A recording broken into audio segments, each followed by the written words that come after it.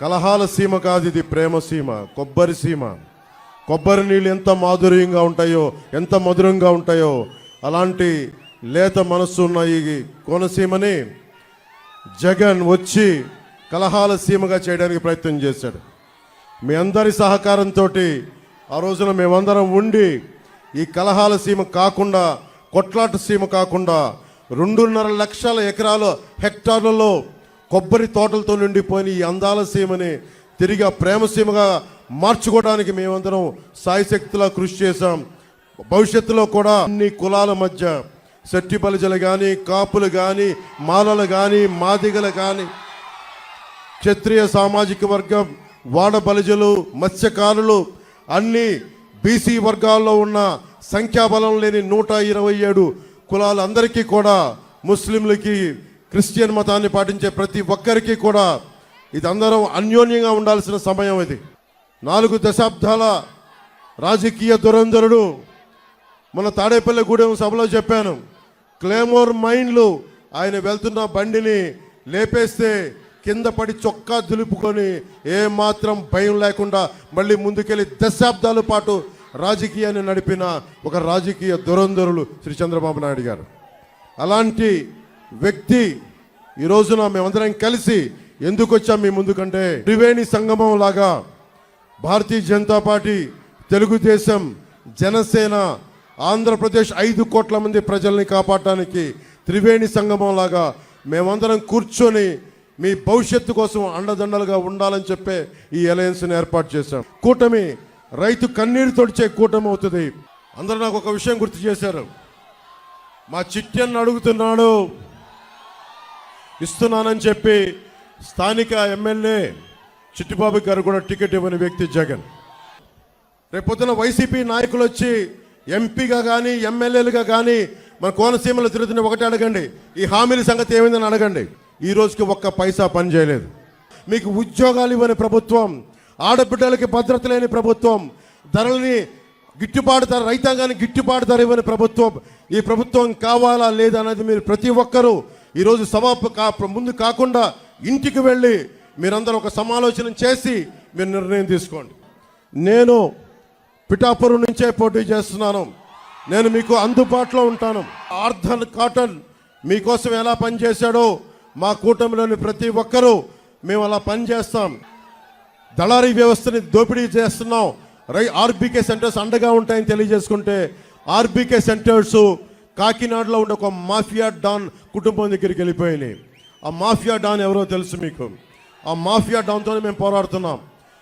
జగన్ పెట్టుకున్న మాఫియా డాన్ని తగలేసి తరిమేసే వరకు మేము నిద్రపోం. ఖచ్చితంగా వాళ్ళందరినీ పనిష్మెంట్ చేస్తాము. ఖచ్చితంగా చట్టపరంగా వారికి చర్యలు తీసుకుంటాం. వాళ్ళందరికీ మనం కులాలు దాటి, మతాలు దాటి, ప్రాంతాలు, జిల్లాలు స్థాయి దాటి రాజకీయం ప్రయోజనాలు ఆలోచించకపోతే అందరం నష్టపోతాం. ఇందాక పెద్దలు చంద్రబాబు గారు చెప్తున్నట్టుగా, నేను వస్తే నా కులం నాయకుల చేత తిట్టిస్తారు, బీసీ నాయకుల చేత తిట్టిస్తారు, ఎస్సీ నాయకుల చేత తిట్టిస్తారు. అందరూ ఎస్సీ నాయకులు తిట్టట్లా, అందరూ బీసీ నాయకులు తిట్టట్లా, అందరూ కాపు నాయకులు తిట్టట్లా. ఒకళ్ళో ఇద్దరు ఉన్నా, నేను కాదంటలా. కానీ ఇవన్నీ నేను ఎందుకు పడుతున్నానంటే, మా అక్క చెల్లెళ్ళు కన్నీళ్లు తుడవటానికి, మా యువతకి ఉపాధి అవకాశాలు రావడానికి. ఎస్సీ నియోజకవర్గాల్లో నేను లండన్లో అంబేద్కర్ భవన్కి వెళ్ళాను. వెళ్తే ఆయన గొప్పగా ఫొటోస్ ఉంటాయి.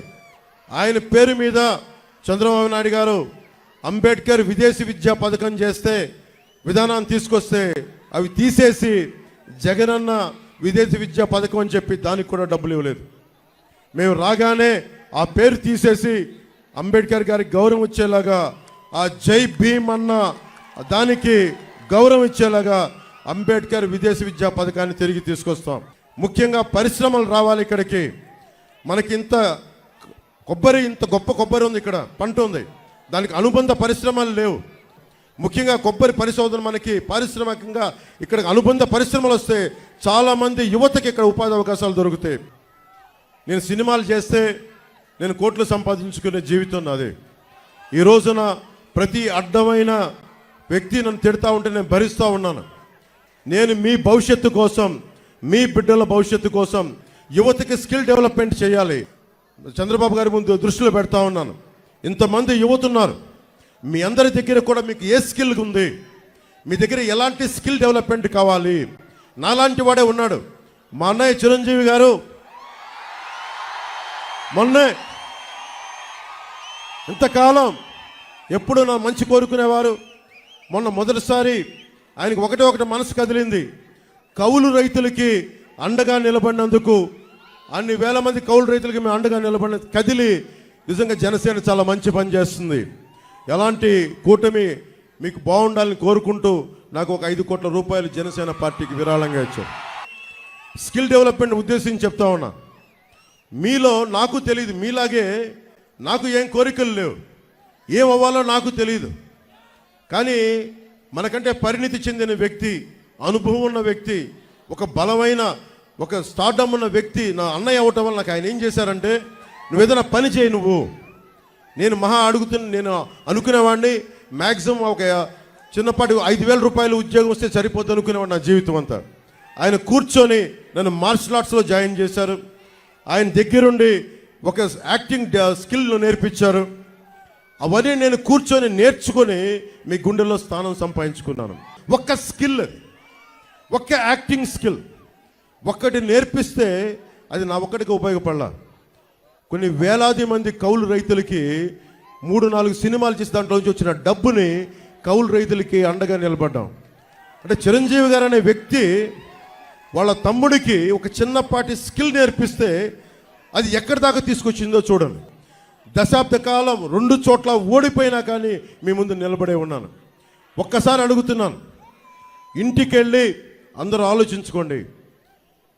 ఆలోచించుకొని కూటమికి ఎందుకు ఓటు వేయాలంటే, లా అండ్ ఆర్డర్ కోనసీమలో చాలా బలంగా ఉండే బాధ్యత కూటమి ప్రభుత్వం తీసుకుంటుంది. గాజు గ్లాస్ గుర్తు మీద గిడ్డి సత్యనారాయణ గారు పోటీ చేస్తూ ఉన్నారు. పోలీస్ డిపార్ట్మెంట్లో పనిచేసిన వ్యక్తి. ఆయనకి మన కూటమి తరపున జనసేన పార్టీ తరపు నుంచి గాజు గ్లాస్ మీద పోటీ చేస్తూ ఉన్నారు, గుర్తు మీద పోటీ చేస్తారు. వారిని ఘన విజయంతో బలమైన మెజారిటీతో గెలిపించవలసిందిగా మనస్ఫూర్తిగా కోరుకుంటున్నాం.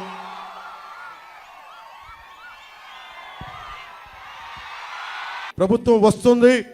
తెలుగుదేశం, జనసేన, భారతీయ జనతా పార్టీ ఎన్డీఏ ప్రభుత్వాన్ని స్థాపిస్తున్నాం. జగన్ని ఇక్కడి నుంచి తన్ని తగలేస్తున్నాం.